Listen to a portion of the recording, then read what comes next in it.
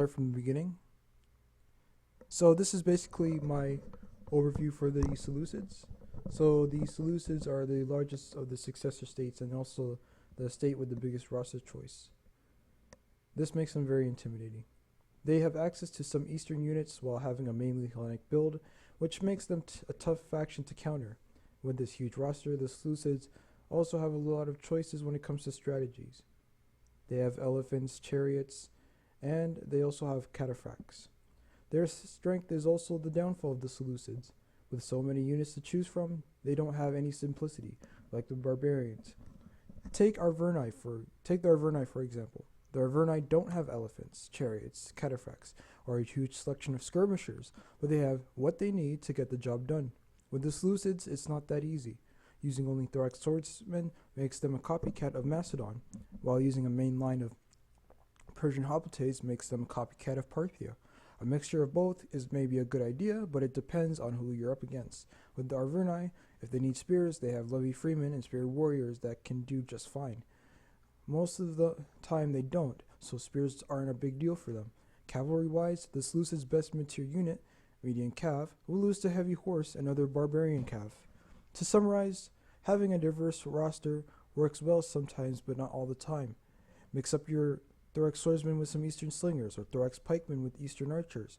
Persian hoplites are useful against enemy chariots to a certain degree. I would recommend new players to play as this faction if they want to try a successor faction and are interested in eastern tactics. In my opinion, the Seleucids beat Rome and Armenia, possibly, but they lose to the Arverni and the Suebi if you're really good micromanaging the Suebi. What does a typical Seleucid army look like? They have a big general roster. However, most of the times I just go for shield bearers. Again, pretty good unit. Sometimes I'll go for silver shield pikemen. Swordsmen. The pikemen I never go for. Pike generals are very iffy. They're easy to counter. Agema cavalry are better as a shock cav unit. And yeah. When it comes to melee infantry, most of the times you'll see people spam silver shield swordsmen, especially on ultra funds.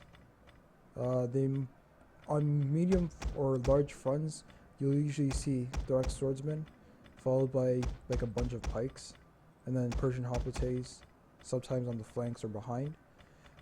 Agema cavalry are a good idea. Cataphracts and Agema cav have the same stats, but cataphracts have better defense and better armor and better health. They also have trample. Agema cavalry, however, are like companions in the fact that they can get the job done without having to be super slow and super tanky. Like cataphracts in general are better for good for frontal charges. They work really well against unbraced opponents, especially ones that are like counter-charging them.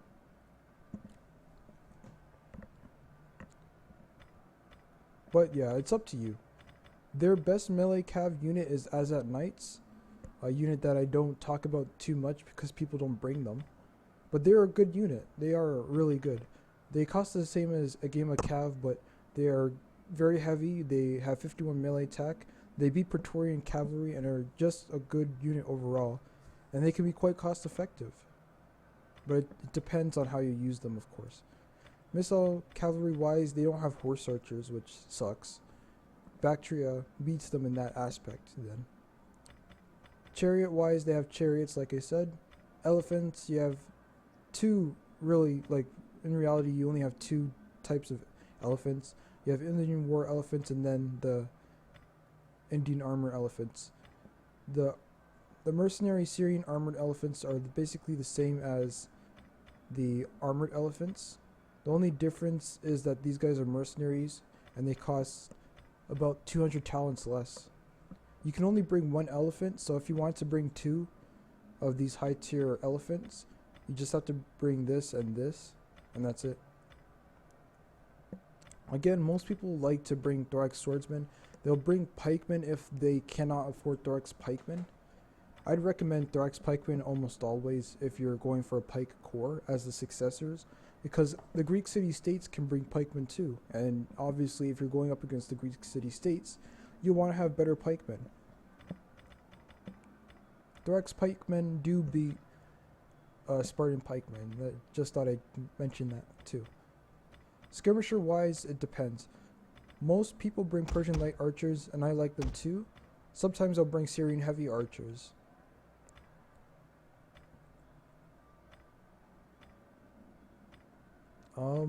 Yeah, like, again, it's up to you.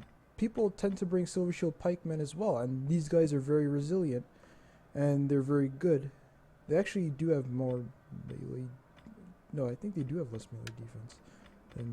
Yeah, they do have less melee defense. Silver Shield pikemen have less melee defense, and are statistically worse than foot companions, but they do have more armor, and so they're more resilient as frontline pikes. I've never actually used Silver Shield pikemen in multiplayer because I prefer the flexibility of Thorax swordsmen and Thorax pikemen as a whole. But yeah, that's pretty much it for the Seleucids. As always, your main tactic is the hammer and anvil strike. It might be hard to do it in multiplayer, but you can do it a lot in single player. So next up, I'm going to be jumping into Egypt. I'm going to take a minute break.